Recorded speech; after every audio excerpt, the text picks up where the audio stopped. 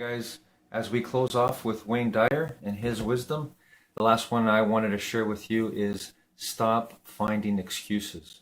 So this one is very, very challenging for us because many of us, including myself, including every single person, even the greatest thinkers, have been limited by the excuses that they have found for themselves. We have conditioned ourselves.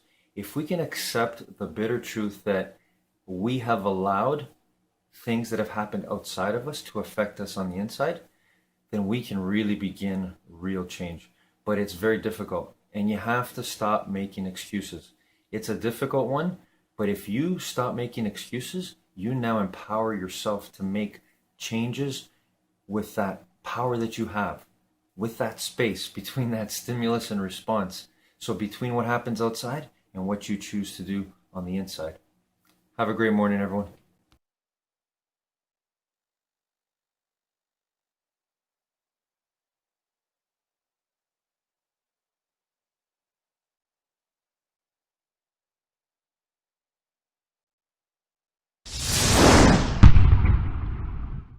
To the conversation about money and wealth, it's one being willing to release a familiar now for an unfamiliar future.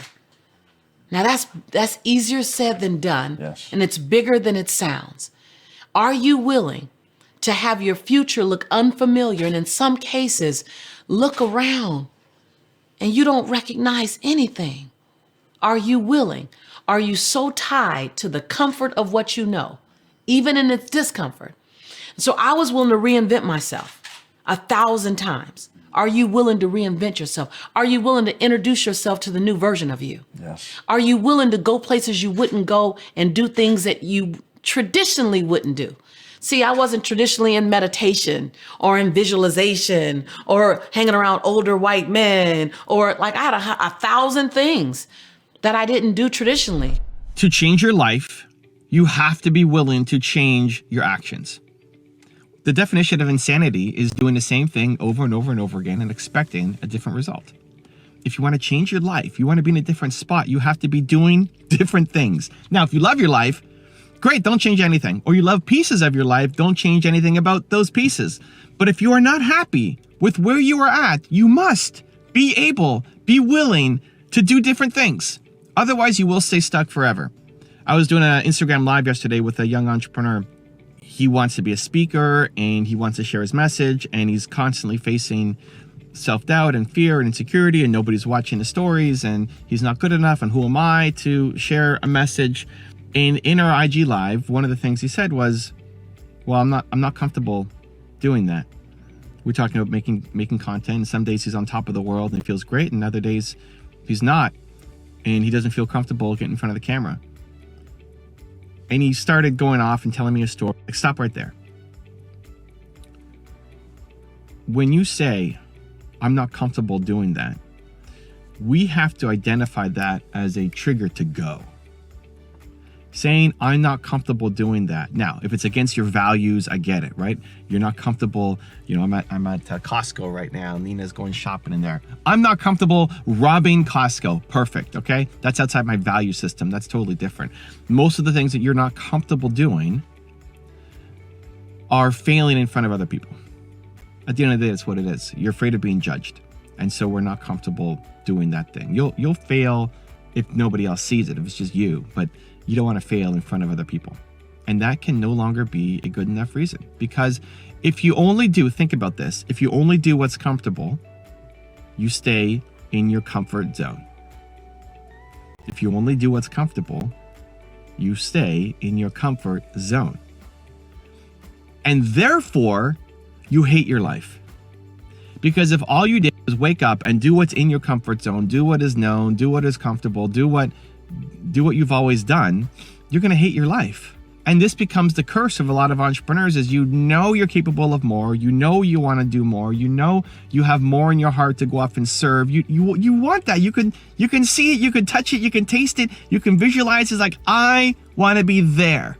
I want to do that. Right? Has that happened to you? Can that relate to you? You know you want more, but you're afraid to go off and do it, and you fall back down to comfort. at least consistently. You might have these moments of greatness and boldness and willingness to go do something, but we fall back down to comfort. And if you stay in comfort, you will never accomplish your great goals, because everything you want out of life is on the other side of your comfort zone. Everything you want out of life, all your big goals, your big dreams, your big ambitions, your mission, the life that you want is on the other side of your comfort zone. And so I had to stop him when he was talking to me on the Instagram Live, because it doesn't matter if you're not comfortable doing it. It's actually the opposite. Because you are uncomfortable doing it, now you have to do it. Because you need to train yourself that you do uncomfortable things. The fact that you have accepted being uncomfortable as a good enough reason to stop is the big problem. I don't care what other story you're gonna tell me afterwards. I had to stop the conversation at that moment because I could not allow him to continue with the mindset of I'm uncomfortable, so I'm going to stop. And we all have these words that we tell ourselves, and we all have these stories that we come back to as to why we're not able to take action. And the problem is we believe those things, and you need to catch them, and you need to root them out. And so for him, that was the big aha moment, that he needs to get uncomfortable. And it doesn't sound like a big deal, right? Like, oh, of course you got to get uncomfortable. But what is the thing that you're telling yourself as to why you're not winning, as to why you can't follow through, as to why you can't do the thing? And when somebody else shines a light on it, it's like, it seems so obvious, and yet this is the thing that has been holding you back and keeping you stuck. So I told him, anytime you hear yourself say, this makes me uncomfortable, again, as long as it's not against your value system, right? This makes me feel uncomfortable. Use it as a trigger to go forward. Enlist your family. He's newly married. Enlist your wife. Enlist your parents. Enlist your siblings. Anytime somebody hears you say, that makes me feel uncomfortable, that's a trigger.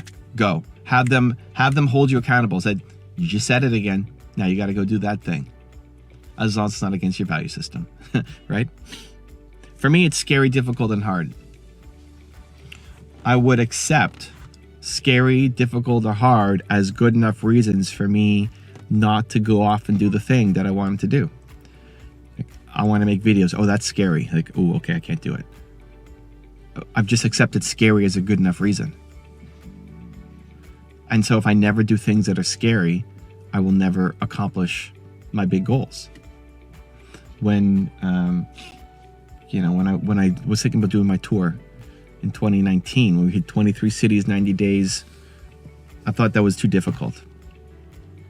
Like I was afraid to get on stage, and here I am now facing my fear every 4 days in a new city. I've never done a tour, and instead of just doing a small tour of 3 cities or something, like 23 cities, 90 days, a quarter of the year on the road straight with my wife and my cameraman.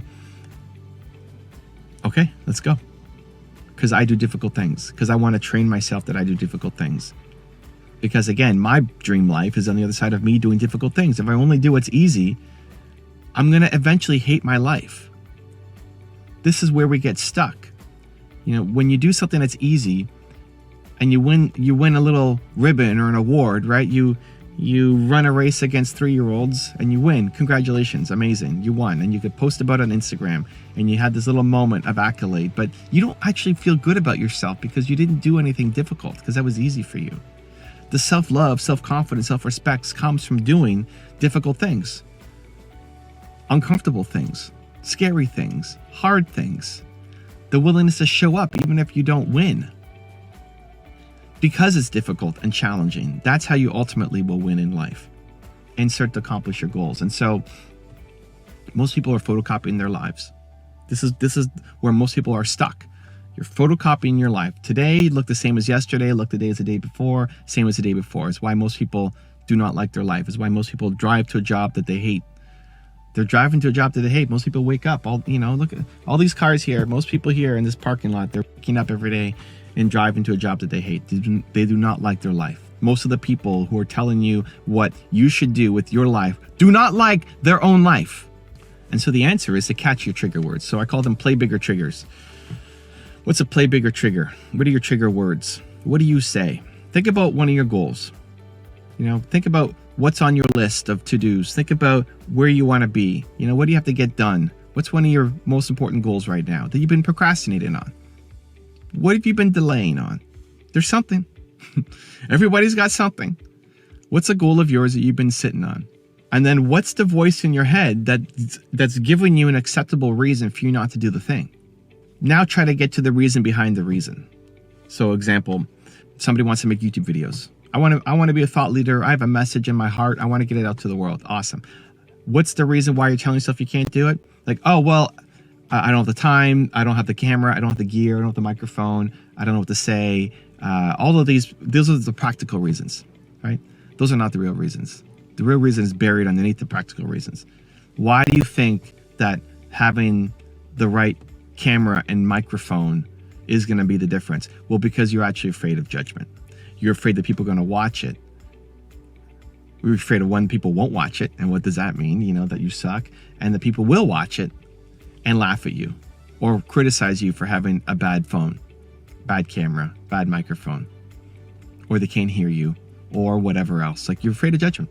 Underneath the reason of I don't have a good enough camera, microphone, etc., is just fear. And the fear specifically is judgment. So think about your own goals. What do you want to do? What have you been delaying on? What have you been procrastinating on? What's the reason you're telling yourself? The logical one, the one that you're buying. And then what's the reason underneath the reason? What's the actual reason?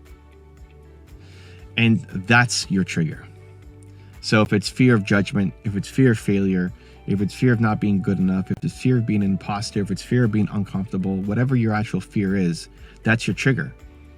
And that is holding you back, not just in this one goal, but in life, in everything, in all your goals. It's the reason why you're not taking action across all your goals. And so now when you can catch it and then take the action to say, I am the person who does difficult things. I am the person who gets uncomfortable. I am the person who's going to change my actions because that's the only way I'm going to get the life that I want. When you can catch it specifically, it shortcuts the brain. Because at least for me, and I've seen it work for many other people, when you've accepted comfort, for example, as a reason why you can't take action, and then you hear yourself say, well, that makes me uncomfortable. Now you have to do it. You just have to do it. You take the brain out of the equation. Now the reasons don't matter. You said uncomfortable, so now I have to go and do it, period. So catch what your trigger word is. And I'd love to even know in the comments below, if you want to leave, what is your trigger word? That when you say it, when you text it, when you think it, when you feel it, that has been holding you back. And that you no longer want it to. So let's put it in the chat and let's relieve a little bit of that pressure that word holds over us, so you can actually go build the life that you want. Also, to make sure you're actually taking action after watching this video, I've designed a special free worksheet just for this video. The worksheet will highlight all of the lessons learned in this video, as well as pull out our 3 favorite learnings and quotes that will inspire you to actually do something. The worksheet will also give you space to write down what your key takeaways are and your specific plan of action to make sure you're getting results. If you want the worksheet designed specifically for this video absolutely for free, there's a link in the description below. Go click on it and start building the momentum in your life and your business. I'll see you there.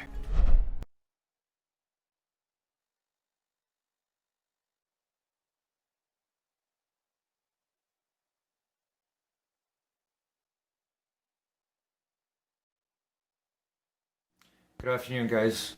When we really become aware of just how powerful we are in our thoughts, our choices, and our actions, and when we understand that we are meant to serve more than just ourselves, we become extremely powerful and effective in all our relationships.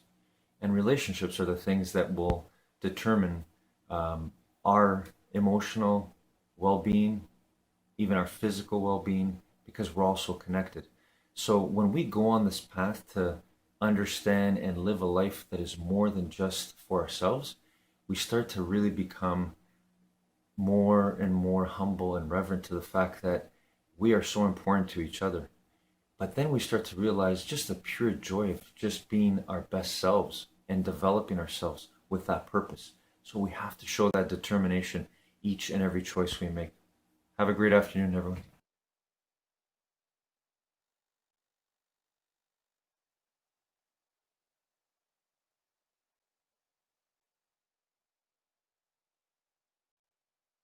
Loneliness causes a great increase in mortality. 58% more likely to die if you live alone and have no relationships to anybody. So even getting a dog or a cat is very, very useful in prolonging your life. You are the one who owns your body. Only you can control what happens in your body. So Dr. Bob is telling us to have more sex. Yes. Dr. Bob in the house, he is the author of a new book called Immunity Strong, How to Boost Your Natural Healing Power and Live to 100. Right. Welcome aboard, man.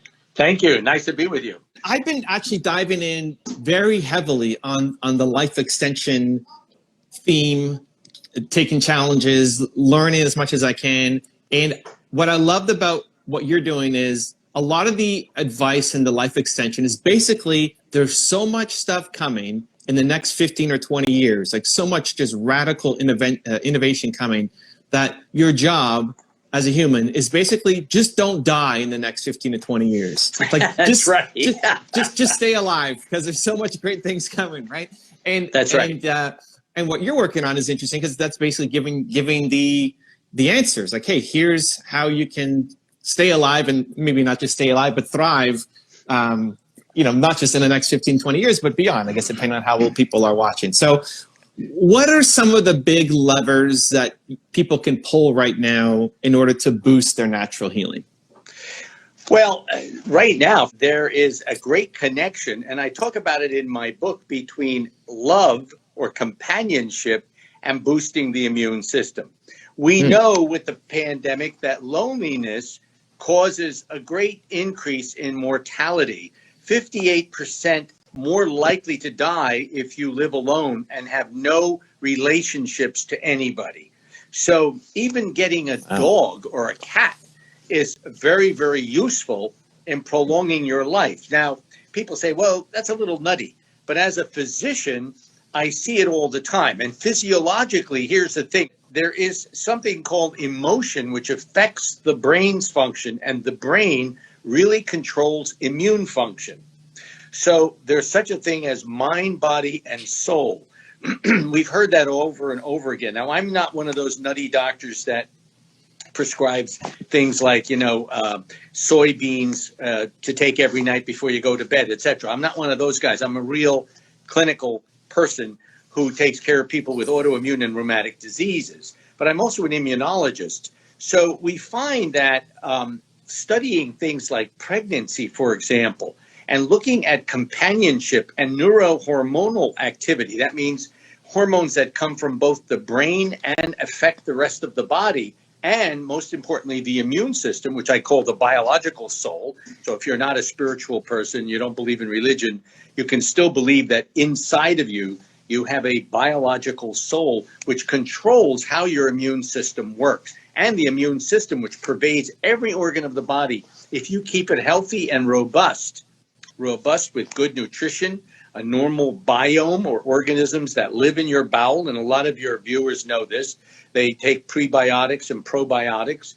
If you control that and you have a healthy lovemaking or companionship, you have a partner or a husband or wife where you can be very, very intimate, that raises several things. Neurohormones like oxytocin, called the love hormone, and the other is prolactin, which is the suckling hormone on a woman's breast. For example, when a baby sucks the breast after birth, they produce high levels of prolactin.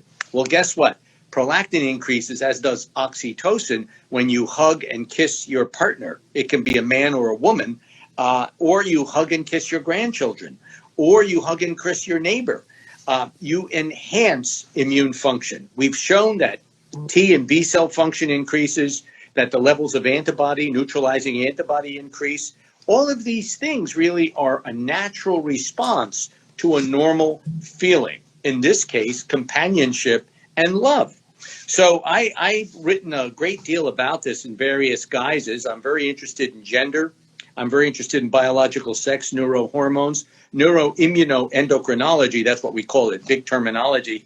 It means studying the brain, the immune system, and the glandular system or the endocrine system.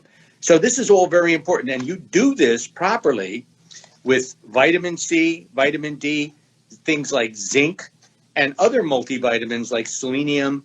And just now I was talking about magnesium to another patient. You will enhance your immune function and live beyond 100. And that's why we're seeing that, because the Gen Zs know how to do that now. The Gen Z generation is exercising, they're doing yoga, they're meditating, they're doing all the things that affects us internally. You are the one who owns your body. Only you can control what happens in your body. I love it. So Dr. Bob is telling us to have more sex.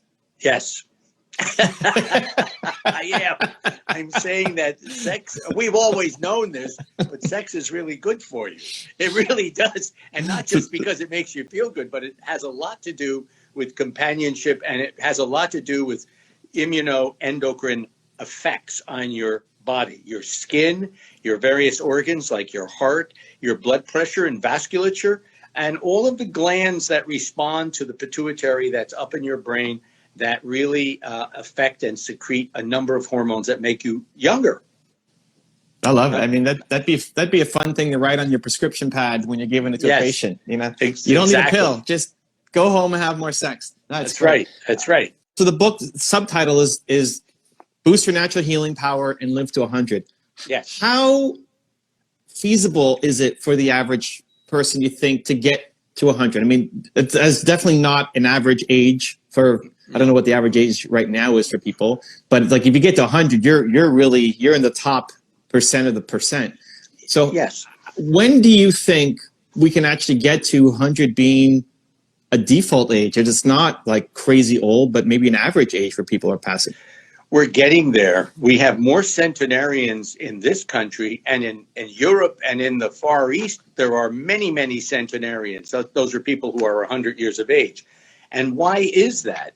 That is because they are adhering to good diets, and people are exercising more. And I have to tell you, exercise, even though it sounds trite and it sounds like a cliche, it's extremely important to be active. I have conditions that I see, like chronic pain conditions, chronic fatigue syndrome, fibromyalgia, which is largely in young women. And I prescribe aerobic exercises for them. If they go to the gym, aerobic meaning running, meaning swimming, or even walking a half a mile to a mile a day, alleviates the pain syndromes that they suffer. So we have hundreds of thousands of people that I'm predicting will live beyond 100 going forward, just in the United States. Now, in Canada, I'm sure the lifestyle is very similar to what we have in the U.S. So they're seeing in your country also an increase in the number of centenarians. And that's not accidental.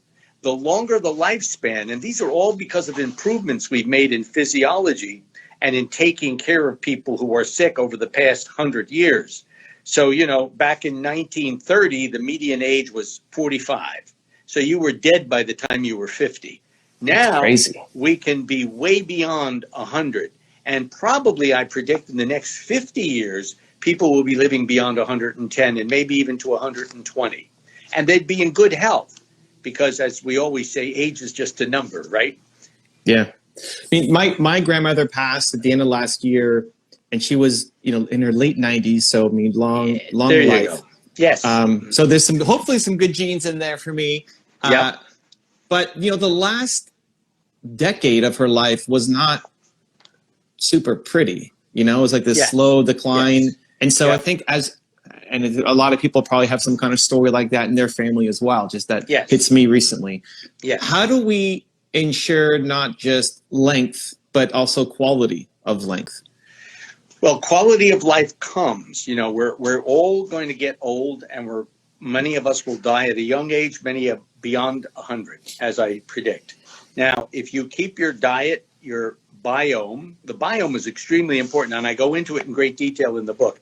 And this is something that, to be honest with you, I never adhered to earlier. But when I got to study the biomes of various people, for example, people who were depressed, people who had schizophrenia, people who are autistic, the biomes vary in that population. Now, I'm talking about the organisms that live in you, that are part of you. They're not really parasites. They live saprophytically. They live in you and they complement you. They complement your immune function, and they complement a lot of other things like your ability to, for example, get a vaccine and do well against a disease like mumps or herpes, for example. So the biome is extremely important. If we continue to exercise into our older years, we watch our diet and control our fats like cholesterol, LDL, HDL, the good and the bad cholesterol. And if we look at our various nutrients as we get older, we will hopefully avoid things like dementia, which is mental decline. Most people say, oh, you can live to 110, but you think you're living back in 1935. And that's not what we want. We want you to keep your mentation going. Now, we have a thing called epigenetics, which I talk about in the book, and you've heard of epigenetics. That's the effect of environment, diet, influences like stress, which is probably the greatest adverse influence on bodily function. If you can de-stress yourself, if you can have a great diet, if you can exercise up until the point where you're, say, in your 90s and your legs will continue to support you, and your mentation stays intact, then you'll get over the 100-year finish line. Now, that's presuming you don't drink too much, you don't smoke. These are all adverse exogenous influences, I call it. If you don't drink and smoke or don't take illicit drugs, you'll live beyond 100. There's no question about it. Your immune system really depends on the way you take care of it. It imperceptibly operates daily. Every millisecond of the day, your immune system is warding off some infection you don't even know about. Many cancers within your body are being warded off by your immune system. All of these things go on imperceptibly without people's knowledge. But if you foster that and feed that system, your homeostasis, as we in medicine call it, you live to beyond 100. I love that you tackle the mental side of it too, and not just the typical kind of diet exercise. So the whole, how we started, have more sex. Yes. Which is great. Have you seen any connection to, you're talking about stress. So have you seen any connection to actually having a great job or business or purpose, or feeling like what I do is going to matter? Because I think most of America wakes up and drives to a job that they hate. And there is no, progress or purpose. Have you seen any connection between, hey, like what I do matters and means something to health and immunity? Well, I am not a psychologist or a psychiatrist, but my friends who are in those fields tell me that, yes, purposeful work where you accomplish something, either writing or you produce music or you entertain, the greatest satisfaction comes to people who get applause and acclamation from other individuals. That's sort of, I look at it like a global sense of companionship. The most important thing is to have a partner. It could be several partners, several pets, whatever makes you feel like you're contributing and makes you comfortable in your life. A lot of people lead very stressful lives. They live by themselves. They barely eat 3 meals a day. Many of them are chain smokers. That's not what I mean. Now, there is one factor that I have to mention, and that's immunogenetics. And the immunogenetics means what you've inherited from your grandparents and their parents and their parents. Generations of people who have, say, heart disease or dementia or other illnesses like myasthenia or an autoimmune disease like rheumatoid arthritis. Those can be inherited, and those can have an adverse effect on your length of life. But we can control those now, and that's one of the reasons we're living to a ripe old age, as the quote goes, because we can control pretty much all diseases, and we will be controlling cancer, as I write in the book, in the last part of the book, what the future holds. We are controlling cancers with blockade of T cell function or training T cells to attack certain tumors and that sort of thing. All of those things are prolonging life and increases our longevity. But the quality of life And the wish to live longer is very, very important. So you're right. If you do a job where you feel you're contributing, that's why a lot of people volunteer for emergency medical services. And I speak to that because I'm the medical director of several agencies, volunteers. They go and they volunteer, go out in the middle of the night with the ambulance and pick people up and bring them to the hospital. That's really pure altruism, but it's also very important for your mental well-being and for your feelings of accomplishment. Now, there are people who volunteer with the poor, you know, feeding the poor on holidays and stuff like that, or making gifts for people who come back from the armed forces, for example. Those are all things that that add value to our lives. I love it. But what do you think, maybe in the past 5 years, you've learned that has been new advice that now you're giving to patients that maybe you didn't believe before, but now you do? Well, the first and foremost thing is the biome, which I never really quite understood. When I was getting my PhD in microbiology, I have an MD and a PhD. My PhD was from a professor in Philadelphia who studied gut organisms.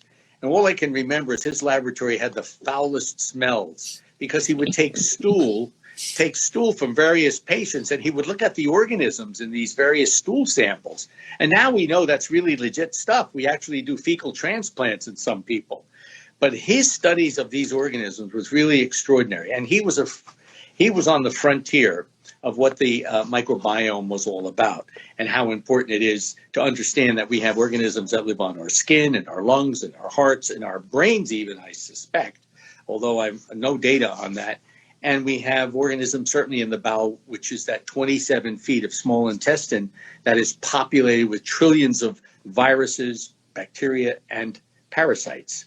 We don't even know about that, but they are very important to our well-being. So these are the things in the last 5 years. That's probably one of the greatest things. The second greatest thing is the effect of the brain and the immunology of the brain as far as pain and chronic fatigue goes. I've learned a great deal, a lot within the last 5 or maybe even less, like 2 years, about the functions of cytokines or communication molecules, which I go into in detail in my book. Those communication molecules are like radio messages between police cars. The police being the immune system, detective division, the patrolman division.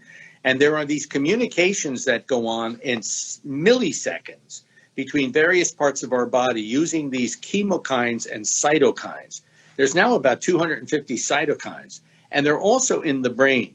And the brain is a privileged site. So you can't get to the brain except through the choroid plexus at the base of the brain, which is where spinal fluid goes back and forth between your cord and the brain tissue itself. So that's all new stuff. And that's pretty amazing stuff when you think about it. So the thing that happens on your leg can be transmitted to your brain in milliseconds, and your brain can react to an injury that you have. And I always wondered about that and these communication molecules and how they function. And then there's things like endorphins that we've heard out. Now there's neurohormones like oxytocin and prolactin I mentioned at the earlier part of this program. All of these things are new. And then there's molecular biology. And we know best about molecular biology with regard to CRISPR.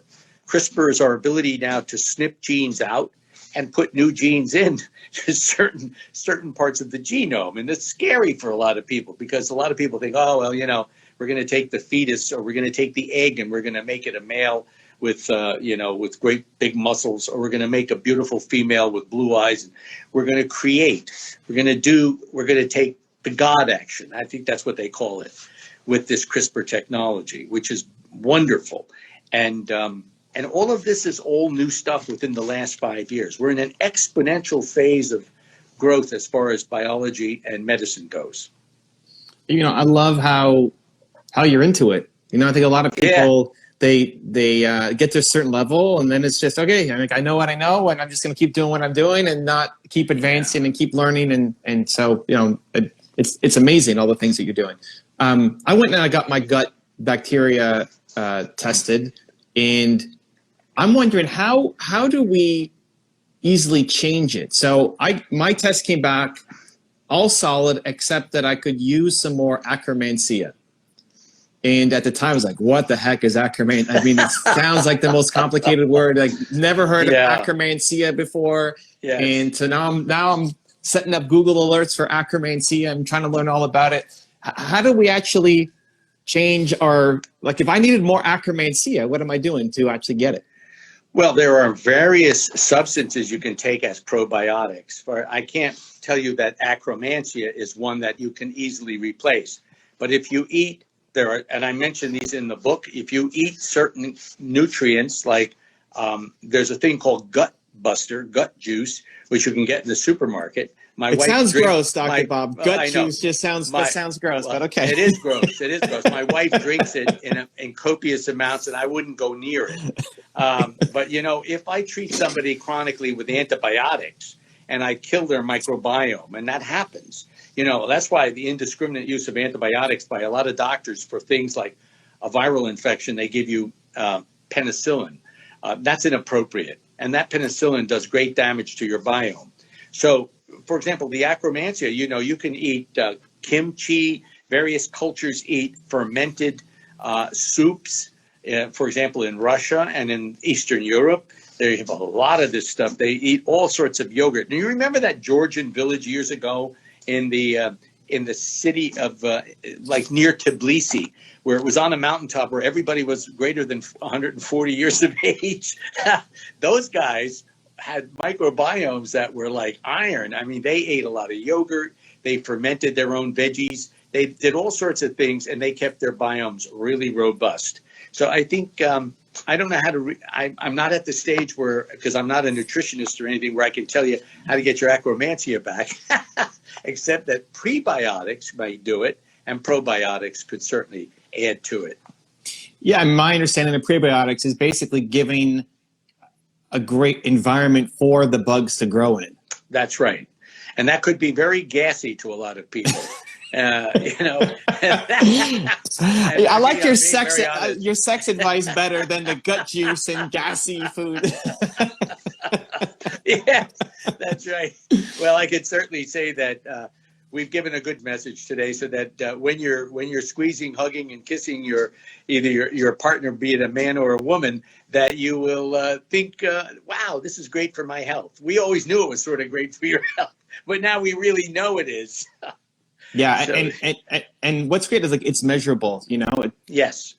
and I think so. I've been with my wife for coming up on 10 years later this year, and it's easy just to kind of fall into your routine and systems, and Yes. so even combining things, right? Like, you talk about going for activities. Well, you could do that together. Like, Yes. go for a walk. Remember to Yes. hold hands while you're going for the walk. Exactly. And that's very, very important, because just the very act of holding hands increases the oxytocin in the blood and also the prolactin levels. And probably other neurohormones that we don't know much about all increase with gestures of intimacy. And that's really important. I'm 41. And so, we'll still hold hands after 10 years. And my wife commented, hey, are we still going to do this in our 70s? Go for walks and hold hands. Like, I hope so. Like, You yes, should. Yes. make that. Why not? Dr. Bob said to, so let's do it.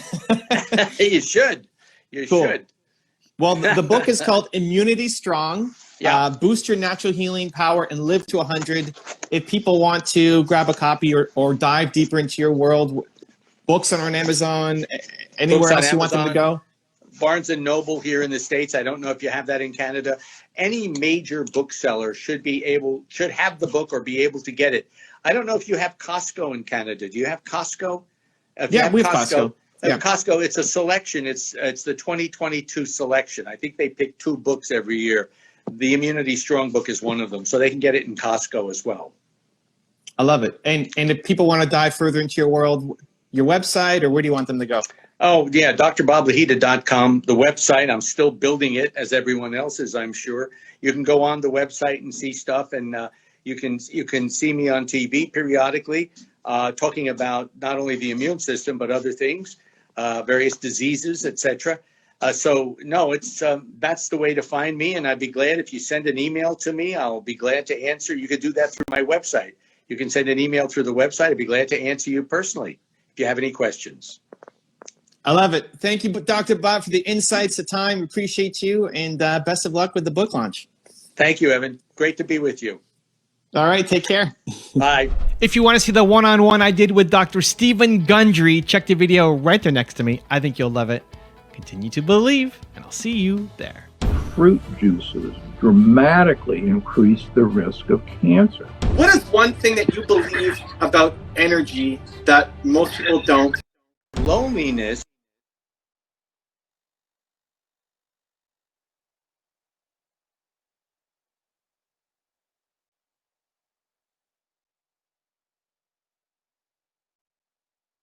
Good evening, guys. I want to share with you today, as we live, laugh, and love our way to infinite mind wealth, a thought about being a parent. And the reason why I want to use this example is to highlight how powerful our emotions are. Our emotions are energy. So I want to give this personal example.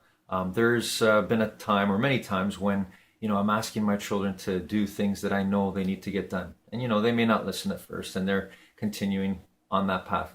And then I'll get to a point where I have built up anger, negative emotion, to the point where I raise my voice perhaps and show that definiteness of purpose to get them to do what I'd like them to do. And sure enough, it gets done. So what is it? And I'm not suggesting that we should yell or be angry with our children or with anybody. But what I'm suggesting is that power of that energy of emotion, if we channel it and use it the right way, that's our power. We can do anything great that we want to do. Have a great evening, everyone.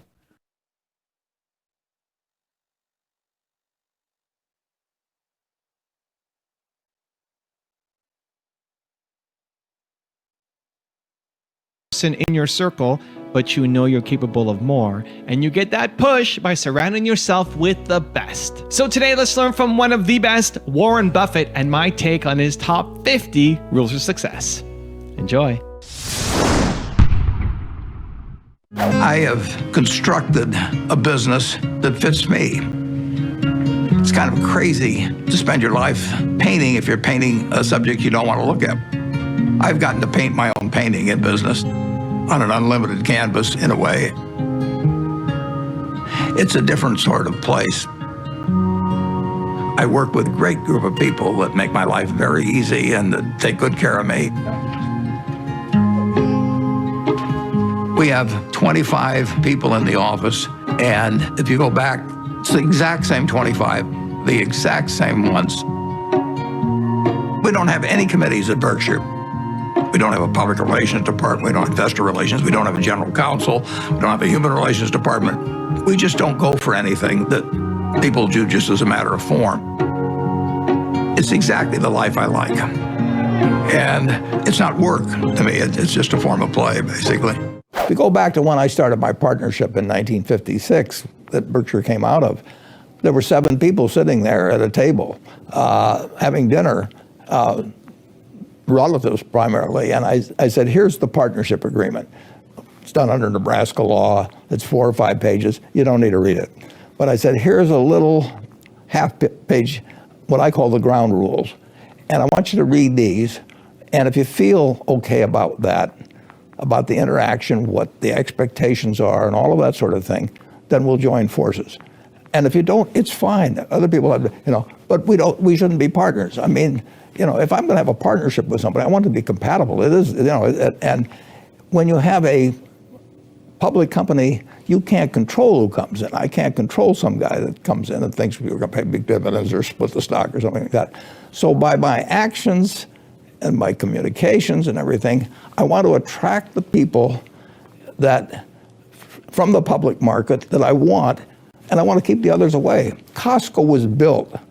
Saul Price, who started the Price Club, that thing, he sat down and figured out the customer he didn't want. And he set up a system that would keep away the customer he didn't want. Who did he not want? He didn't want somebody buying a quart of milk with somebody behind him with a basket of $200 worth of goods waiting for that. So he put in a membership fee. And by putting in a membership fee, he killed all the drop-in business, the business that belonged to the 7-Eleven. We want Berkshire to keep out people who have expectations about us that are different than ours. I mean, good for them, and I hope they find somebody they fit. But if you're going to run a church, you want your seats to be filled by people that are generally want to listen to your form of religion, and you don't want it to change every week and say, gee, I need a new group, and I'll go out and talk to a bunch of investors and get them to come to my church this Sunday, because there's only so many seats in the church. There's 1,645,000 or so A equivalent shares, and those are the seats, and I want them occupied by people that are on the same page I am. Well, I was lucky that I got started early. I mean, it always helps if you get started early. And my dad happened to be in the investment business, so I would go down to his office on Saturdays. And so at age probably 7 or something, I started reading these books that were around the place. And so I had a 15-year jump on many people in a sense, and that helped a lot. And I was always fascinated by it. I mean, I knew what I wanted to do early, and I think that's a huge advantage too. And then you don't need a lot of brains in this business. I mean, I've always said if you got an IQ of 160, give away 30 points to somebody else, because you don't need it in investments. What you do need is emotional stability. You have to be able to think independently, and you have to be when you come to a conclusion, you have to really not care what other people say, and just follow the facts and follow your reasoning. And that's tough for a lot of people. That part I think I was just lucky with. I was born that way. In terms of emotions, it's a truism that in investing, emotions are your enemy. Absolutely. That when the market's good, if you feel good, don't. If you feel bad, you should probably do it. Right. But how did you? What was that extra thing where so many will acknowledge that, and yet we saw in the current crisis, they panicked while you went into seemingly potential disasters like GE and Goldman Sachs. Yeah.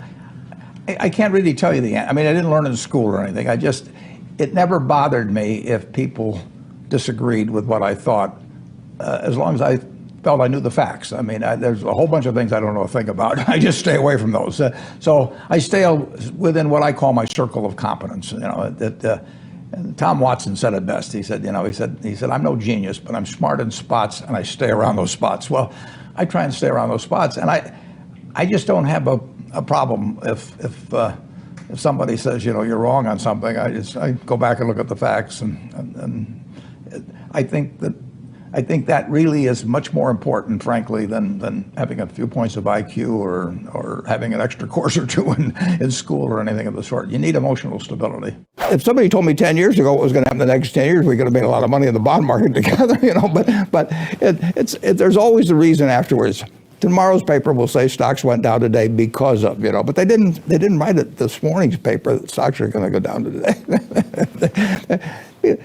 You have to know what you don't know, and you have to make sure that what you don't know isn't all important. I mean, if there's 4 boxes there, you want to get to what is knowable and which is favorable. And there's things that you'll miss out on because they belong in the other 3 boxes, one of which will be favorable, another one that's favorable. And the fact that you're missing out on 90% of the stuff doesn't really make any difference if the 10% you do is right. Also, to make sure you're actually taking action after watching this video, I've designed a special free worksheet just for this video. The worksheet will highlight all of the lessons learned in this video, as well as pull out our 3 favorite learnings and quotes that will inspire you to actually do something. The worksheet will also give you space to write down what your key takeaways are and your specific plan of action to make sure you're getting results. If you want the worksheet designed specifically for this video, absolutely for free, there's a link in the description below. Go click on it and start building the momentum in your life and your business. I'll see you there. Shortly after I met Bill Gates, Bill's dad asked each of us to write down on a piece of paper one word that would best describe what had helped us the most. Bill and I, without any collaboration at all, each wrote the word focus. Well, focus has always been a strong part of my personality. If I get interested in something, I get really interested. If I get interested in a new subject, I want to read about it, I want to talk about it, and I want to meet people that are involved in it. I look at a lot of figures just in connection with our businesses. I like to get numbers, so I'm getting reports in weekly in some businesses. But that doesn't tell me what the economy is going to do 6 months from now or 3 months from now. It tells me what's going on now with our businesses, and it really doesn't make any difference in what I do today in terms of buying stocks or buying businesses, what those numbers tell me. They're interesting, but they're not guides to me. If we buy a business, we're going to hold it forever. So we're going to have good years, bad years, in between years, maybe a disastrous year some year. We care a lot about the price. We do not care about the next 12 months. Economic predictions just don't enter into our decisions. Charlie Munger, my partner, and I, in 54 years now, we've never made a decision based on an economic prediction. We make business predictions about what individual businesses will do over time, and we compare that to what we have to pay for them. But we have never said yes to something because we thought the economy was going to do well in the next year or 2 years, and we've never said no to anything because we were right in the middle of a panic, even if the price was right. How would you define true success? Well, I've said many times that if you get to be 65 or 70 and later, and the people that you want to have love you actually do love you, you're a success. I've never seen anybody that reaches that age. I mean, I'm not talking about somebody that's in extreme poverty or pain or something, but I've never seen anybody that, if they have a lot of people that love them, that is other than happy. And I've seen some very, very wealthy people that they give testimonial dinners to and name schools after and everything. And nobody loves them. And in my own case, I was sort of wired for capital allocation. And being wired for capital allocation a couple hundred years ago in Nebraska wouldn't have been a thing. And even now, being born in various parts of the world, it wouldn't have meant much. But here I was in this soon-to-be very rich capitalistic system, and it just so happened that what I did paid off enormously in a market system like we have. And if I'd had a talent in some other area that was way less commercial, I mean, I would have had a good time doing it, but it wouldn't have paid off like this. But of course, Jay said it perfectly when he talked about, he's in there recording for himself, and the money comes afterwards. I mean, I got to do what I love. I mean, and it doesn't get any luckier than that. If you can spend your lifetime, and I'm 80 now, and doing things you love every single day. I mean, I would be doing what I do now, and I would have done it in the past, if the payoff had been in seashells or shark's teeth or anything else. If you can go to work every morning, I tap dance to work, and I come down, and every day's exciting. I like to sit and think. And I spent a lot of time doing that, and sometimes it's pretty unproductive, but I find it enjoyable to think about, particularly about business or investment problems. They're easy. It's the human problems that are the tough ones.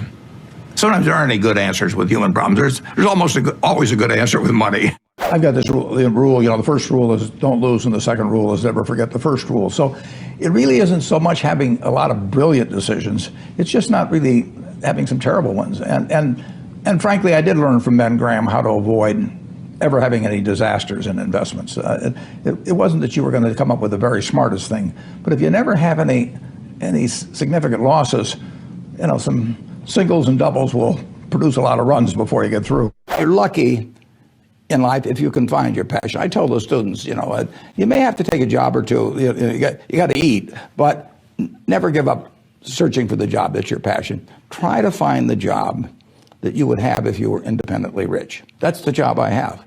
And when you find that job, the job that causes you to be excited every day and forget about the pay, and where you associate with people you love doing what you love, it doesn't get any better than that. My partner Charlie is 89, and we were talking about that this weekend. I'm 82, he's 89. We do what we love every day with people we love, and they seem to like us okay. So, how can it be any better? And just cost of living does not equate to standard of living. And the standard of living is, achieving what you want to achieve, working with people that you love, and you don't need that much money. Aside, right. I love to ride around in a private plane. I will totally acknowledge that. Leaving that out, I basically, leaving out taxes and charity and things like that, I can easily live on $100,000 a year, and I wouldn't live better if I had 8 houses, if I had a 400-foot yacht or anything of the sort. I've been on 400-foot yachts, and I've been in a lot of fancy houses, but I'm in a house that I bought 55 years ago. It's warm in the winter, it's cool in the summer. It has everything I wanted, plus it has all kinds of good memories. Right. My kids have good thoughts about it. I can't imagine living any better. I paid $31,500 for it. I could pay $31 million for a house, and it wouldn't do for me what this present house does. The most important thing, aside from the things I've talked about already, is really who you associate with. You want to associate with people that are better than you are. I mean, basically, you'll go in the direction of the people that you associate with, and you want to have the right heroes. You want people, if you want to emulate somebody, you better pick very carefully who you want to emulate. And when obviously you can't pick your parents, they're going to have an enormous influence on you, but you don't get a choice on that. But you get choices as you go down the line, and who you admire, who you want to copy, and the most important for most people in terms of that decision is their spouse. It's also important in terms of a partner in business, but the partner in life is the most important one. You want to pick a spouse that's better than you are, and then he or she, and you hope they don't figure it out too fast. When you get to my age, you will not measure how well you've done by how much money you've got. I can guarantee you that. You'll all do fine on money anyway. I mean, think about it. 7 hours a day, you're in a bed. You got exactly the same mattress I've got. If you don't, we'll sell it to you at the Furniture Mart. we're on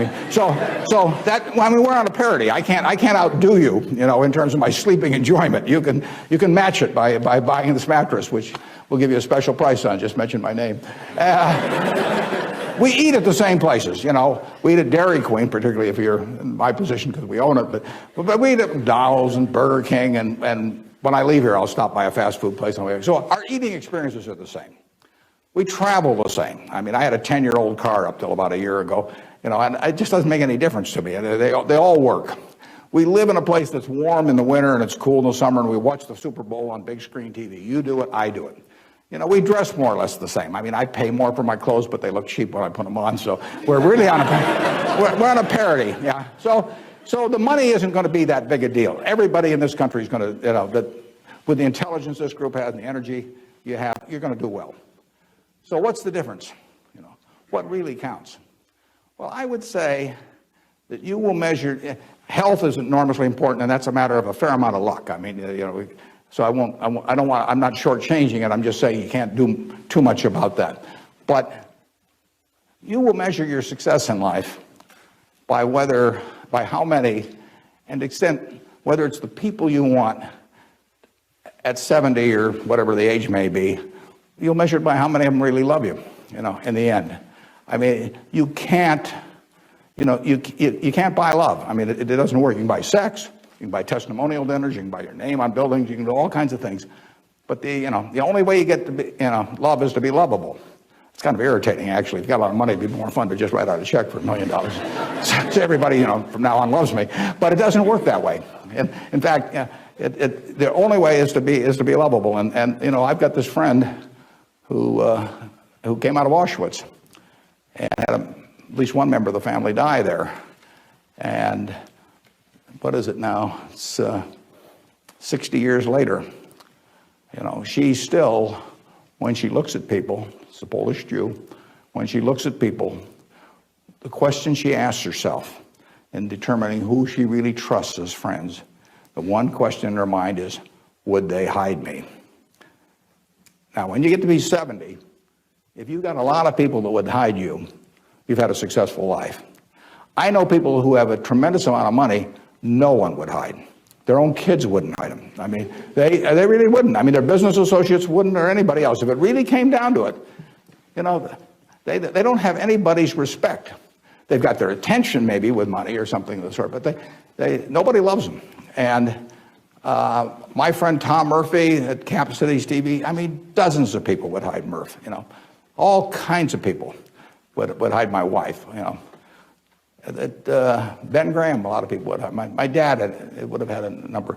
And then, like I say, I can tell you people that, everybody may pay homage to them, and the kids may put up with them and hope they don't change their will or something, but the truth is that nobody would hide them. And if you've got a lot of people that would hide you, when you get to be 70, you will have had a very successful life. By far the best investment you can make is in yourself. I mean, for example,